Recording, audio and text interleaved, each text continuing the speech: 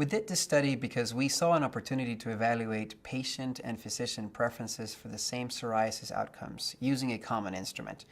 So we decided to collect information that could help us understand the level of agreement or disagreements between these respondents in the UK, particularly in the context of shared decision-making and personalized medicine. Knowing where patients and physicians agree or disagree can help us understand which information can be useful to support improved interactions. We used a discrete choice experiment survey in which we asked respondents to choose between pairs of hypothetical treatments that differ in specific ways.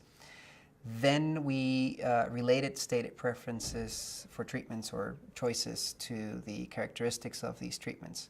Patients were asked to choose treatments for themselves, while physicians were asked to tell us which treatment they would prescribe to a specific patient. The survey was administered to 174 patients first, and then the average characteristics of these patients were consolidated in a patient profile that later was presented to the 100 dermatologists in our physician sample as the patient they were asked to consider when making prescribing decisions in the survey. Now, we found that patients were generally more risk tolerant than dermatologists. Patients were not more affected by lesions that affected arms and legs versus lesions that affected the torso. But physicians did make a distinction, perhaps assuming that lesions in the torso would be easier to hide.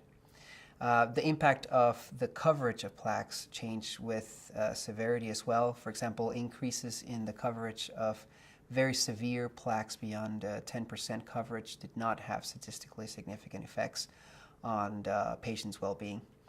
Our results suggest that there is room to further align the views of patients and physicians on the benefits and risks of psoriasis treatments.